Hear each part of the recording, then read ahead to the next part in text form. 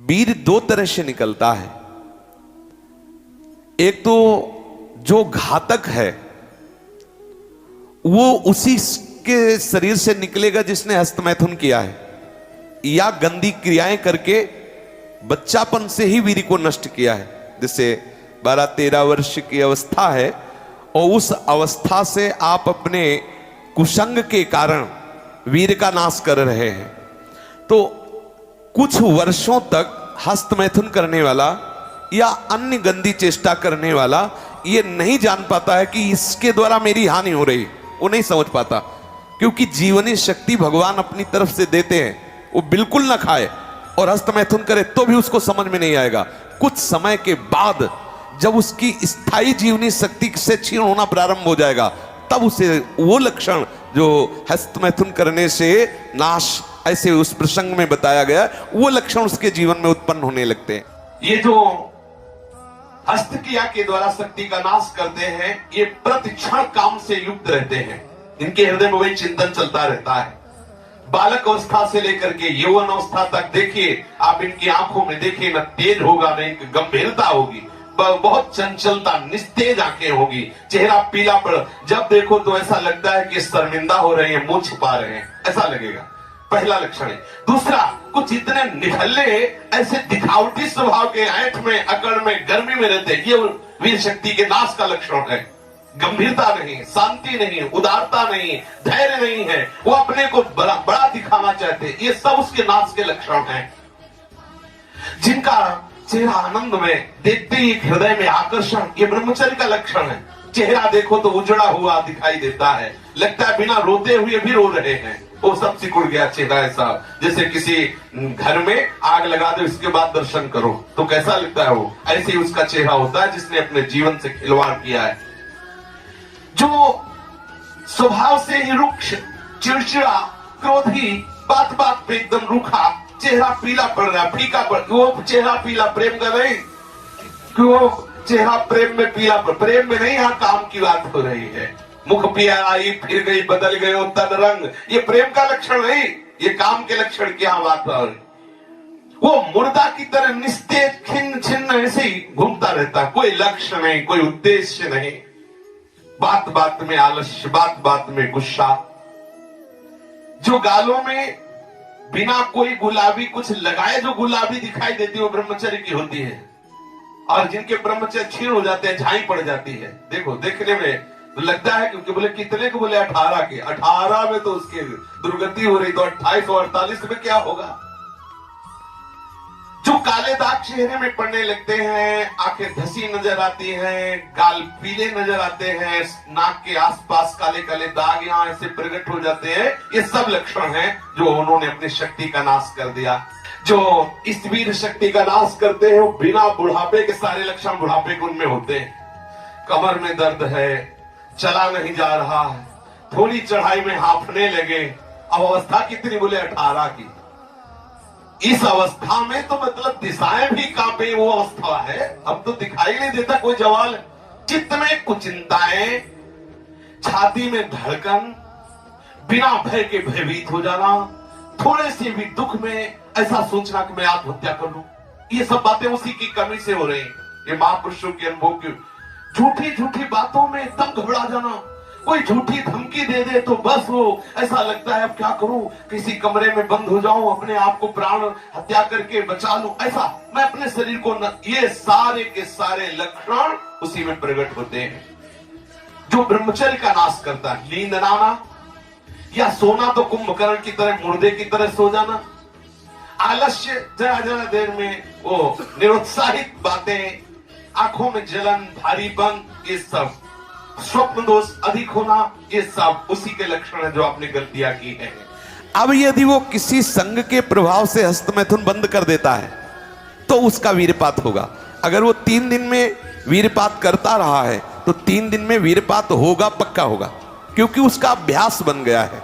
अगर आप ठीक नियम से चलेंगे तो 6 महीना लगेंगे आपको उसको कवर करने में, 6 महीना लगेंगे।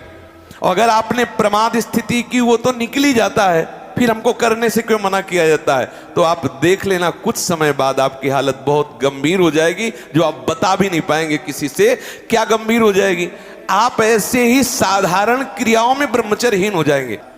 तो जो नव युवक जन है, साधक जन है, वीरपात में यदि उनका कोई स्मरण नहीं रहा और वीरपात हो रहा तो घबराने की जरूरत नहीं। और यदि स्वप्न में आपने स्त्री आदि का संयोग देखा या कोई ऐसी घर्षण आदि क्रिया हुई या कोई ऐसी कामोत्तेजना जनित और फिर आपका वीरपात होता है, तो आपके गंदे विचार और पूर्वाभ्यास के कारण होता है। यह बहुत ही गंदी बीमारी है जो आपको अंदर ही अंदर खोखला करती जाएगी। पहली बात, इस स्वप्न दोष से निकलने के लिए हस्त मैथुन को पूर्णतया बंद कर दिया जाए। अगर आप सदगृहस्थ भी हो चुके हैं तो कुछ महीने के लिए आप अखंड ब्रह्मचर्य का नियम लें, जब तक आपका वीरपात होना ठीक ना हो जाए। आप वो हानिकारक जो कामोत्तेजना बढ़ाने वाले भोजन है उनको छोड़िए, जैसे अत्यधिक नमक, बहुत कड़वी लाल मिर्च, और जैसे बहुत ही वो मीट मसाला आदि जो बहुत ही कड़वा तीखा, ऐसा गरम मसाला, और बिल्कुल गर्मा गर्म भोजन। ये आपके स्वप्न दोष के ठीक होने की बात है। यदि आप स्वप्न दोष से बचना चाहते हैं तो अत्यधिक नमक, बहुत कड़वी मिर्च, बहुत ही वो उष्ण गर्मा गर्म भोजन, बहुत गर्म मसाले से बना हुआ भोजन, और अत्यंत खट्टी चटनी, जैसे इमली की है, कच्चे आम की चटनी है, और मांस। ये जो लोग कहते हैं कि मांस ताकतवर होता है, तुम्हारी चर्बी बढ़ा देगा, ताकत नहीं। ताकत कहते हैं संकल्प शक्ति को।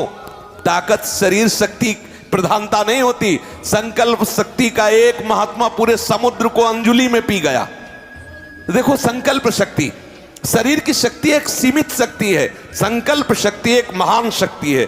जो ब्रह्मचर्य से युक्त होता है उसकी संकल्प शक्ति बढ़ती है।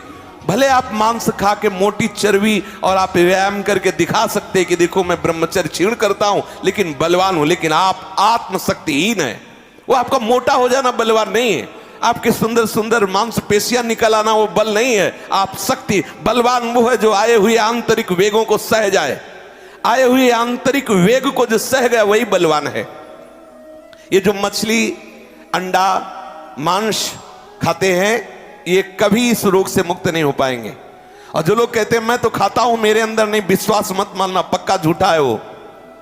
जो शराब पीता है वो अपने वीर को पवित्र नहीं रख पाएगा। चाहे गृहस्थ हो, चाहे व्यापारी हो, चाहे किसी भी तरह की स्थिति में हो, सावधान हो जाओ, ये शराब आपके जीवन को नष्ट कर देगी। ब्रह्मचर्य में अपने आप एक उन्माद है। थोड़ा अंगूर, मीठे संतरा, सेव, अनार, ये स्वास्थ्यवर्धक वस्तुएं आप ले सकते हैं, लेकिन ऐसे वस्तु जो आपके ब्रह्मचर्य को नष्ट करें, ये पहले भोजन छोड़ें। ध्यान दीजिए, आप पहले ऐसे व्यक्ति का संग छोड़ें जो हस्तमैथुन कराने के लिए उत्साहित करे या जो गंदे आचरण में, चाहे वो स्त्री साधक हो या पुरुष साधक, दोनों सावधान। ये रोग एक में ही नहीं होता, ये रोग दोनों शरीरधारियों में होता है। कामोत्तेजना दोनों को आती है।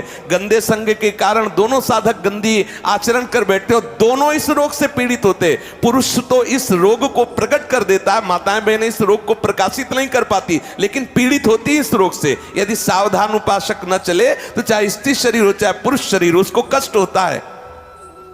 दूसरी बात इसमें सहयोग है 4 बजे उठना।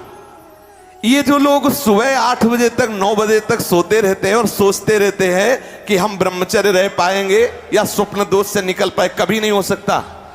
भगवान सूर्य जब उदय होते हैं तो आपकी आत्मशक्ति नष्ट होने लगती है। यदि आप उठ करके उनका स्वागत न करें, अर्घ न दें, प्रणाम न करें, जगकर भगवान नाम जप न करें, 4 बजे से 6 बजे तक का समय पूरे 24 घंटे के लिए पावर वाला समय है। यदि उस समय आप सो रहे हैं तो वो हमारी बात भी न सुने, वो इस काबिल नहीं कि इसको धारण कर सके। जो सुबह 4 बजे से 6 बजे तक सोएगा वो ब्रह्मचारी रह ही नहीं सकता, पक्का। कुछ लोगों को लगता है कि 1-2 बजे ही स्वप्न दोष हो जाता है, 4 बजे की आवश्यकता नहीं। तुमने गलत आदतें की, तुमने अपनी नस नाड़ियों को इतनी घर्षण शक्ति से कमजोर कर लिया है कि वो रोकने की क्षमता नहीं रखी। तो आपको उदास नहीं होना, ऐसा भोजन छोड़ो, ऐसा संग छोड़ो और 4 बजे जगो। जगने पर तत्काल आप बासी पानी पिए, तांबे के पात्र में रखा हुआ पानी, और लीटर 2 लीटर पिए।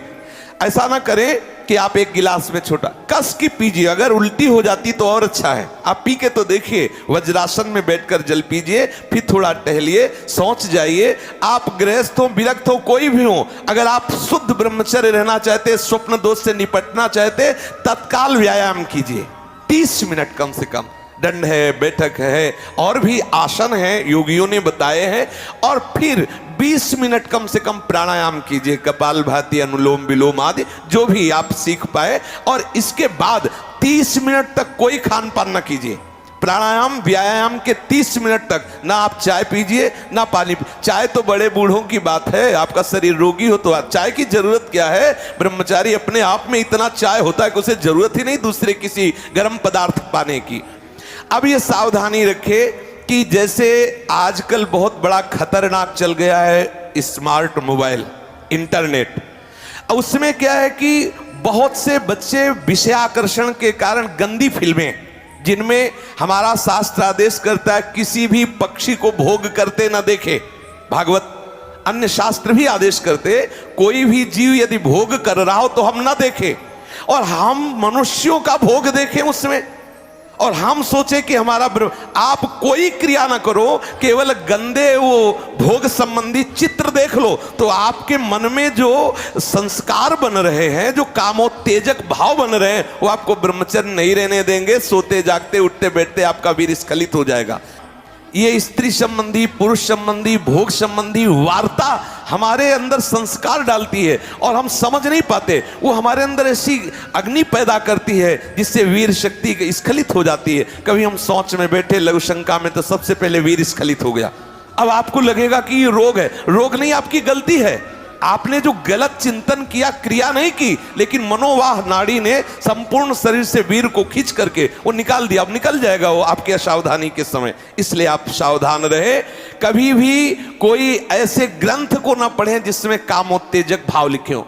हम आहार पर दृष्टि रखें। जैसे हम रात्रि के समय शयन करते हैं तो सावधानी रखें कि शयन के 1 घंटा पहले ही दूध ले लें गरम। अगर हम गर्म दूध लेके सोएंगे तो निश्चित वीर्यपात हो जाएगा। जब हम जान ले कि हमें कब्ज हो रहा है तो हम सरल औषधि लें।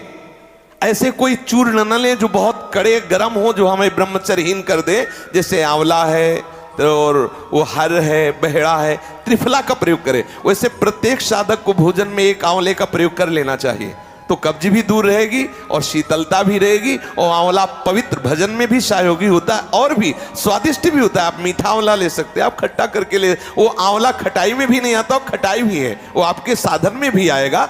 कब्ज ना रहने पावे। अगर हमारे शरीर में, पेट में कब्ज है तो कब्ज में, आंतों में जो जमा हुआ मल है वो ऐसी उत्तेजना पैदा करेगा कि आपका वीर स्खलित हो जाएगा। इसलिए कब्ज भी ना होने पावे। साधक अगर इन नियमों का पालन करे, और भगवत स्मरण प्रधान है। ब्रह्मचर्य में सबसे प्रधान औषधि है स्मरण। आपकी जो स्मृति कामुक हो गई है उसको बदलिए। अगर आपका चिंतन नहीं बदला तो आप चाहे जितनी औषधियां खा ले, आप ब्रह्मचर्य को संभाल नहीं सकते। औषधि एक सपोर्ट है। यदि आप ब्रह्मचर्य को ठीक करना चाहते हैं, किसी आयुर्वेदिक वैद्य से कुछ दिन के लिए औषधि ले लीजिए, बकाया रोज औषधि नहीं लीजिए। आप रोज ऐसा करें, प्रातः काल उठ करके 1 तुलसी की पत्ती ले। जैसे आप नहा धो चुके, 1 तुलसी दल लिया, ठाकुर जी के चरणों में चढ़ा दिया। और रात्रि के समय शाम टाइम 1 नीम की पत्ती ले, 1 पत्ती, और कुछ दिन उसे पाइए। अगर आपको पच जाए तो फिर 1-1 बढ़ा दीजिए, 10-10 पत्ती तक जाइए। किसी और औषधि की जरूरत नहीं। हर रोग का निवारण तुलसी की पत्ती और नीम की पत्ती सुबह शाम करने से हो जाए। आप देख लीजिए, ये ज्यादा औषधियों को ना खाए, नहीं तो जब औषधि छोड़ोगे तब कमजोर हो जाओगे।